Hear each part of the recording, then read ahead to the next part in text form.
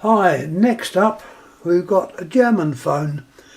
This one, the origins of it has gone back a few years to 1928. This model is called W28 and the 28 refers to the year that it was first introduced in Germany. These were made by several makers. This one is a bit of a problem as regards the maker. I'll show you the little diagram on the base plate. As you see, there's a symbol there, either a TS or an ST. So I honestly don't know what that maker is.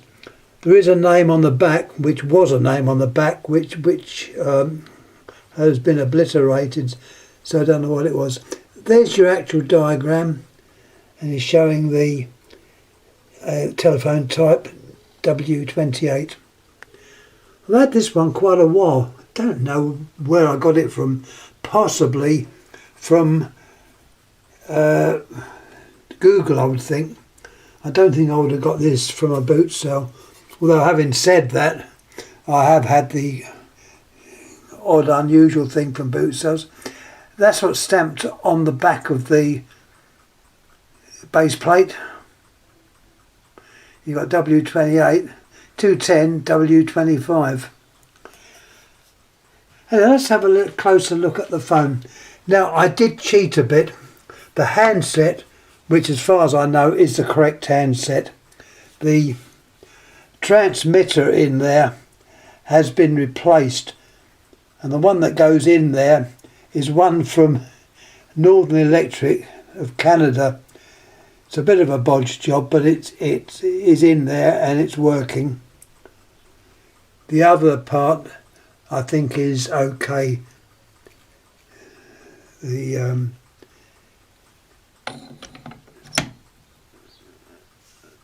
The receiver, get right in a minute.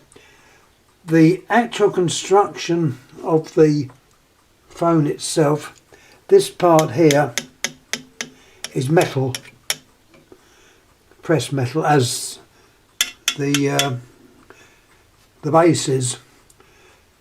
This part is plastic, or let's be honest, it's probably Bakelite, as that was an early form of plastic. So saying plastic, I'm right, but it's probably officially Bakelite. The cradle is metal. As I say, these are quite delicate, so be very careful. You can easily knock these little horns off. I think they call these horns. This one is intact. You get the later versions that have got plastic rests, then they're even more susceptible. But this one is okay. Now let's have a look at the dial. I'm not having a look at I can show you the underneath, but I'm not taking the chassis out, so you can't actually see what type of dial it is, manufacturer wise. Now all the while I can do that, put the handset back on, the dial is locked, so there's no way I can dial with the handset on.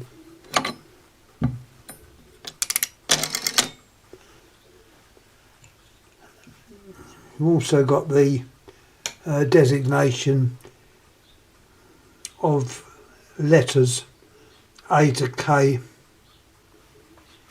plus the normal 1 to 0. Let's have a look at the back. It's nicely made. As I said, the bottom is made of pressed steel. Here we have the innards. Let's put it so you can see it better. There's a capacitor there. Now this capacitor has gone leaky. I'm not going to replace it. It's for the collection. It's never actually going to be used as a working telephone. but that would have to be changed, or at least a modern capacitor wide between the terminals up there, so it looks like the old one's still there, but you put a new type in, which is obviously much smaller. There's two capacitors in one there, as you can see, and that is dated 1st month 43 with a trademark there. That looks like LB, but that's obviously the maker of the capacitor. Here we've got the induction coil and your ringer.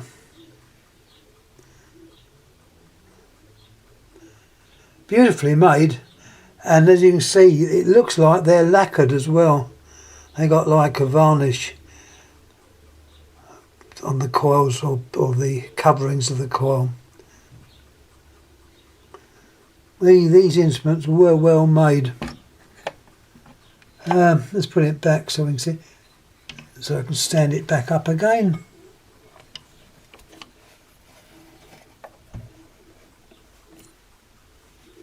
I don't know how rare these phones are. I was reading one little article in Google, and it would say they're not particularly rare, so they're obviously about. I was lucky to get this one. I've had this many years. The cord is what I can see is it's like a pleated cord, but it's also springy, as you can see. That cord is intact. The other cord to the line box, that too is intact. The plug, there's no plug at the end of it. I've left it with two wires for testing purposes. But I imagine I'm trying to think the name of the plug that could have been used on this. It's the type they used on the early German phones, and also phones in Israel had that same plug.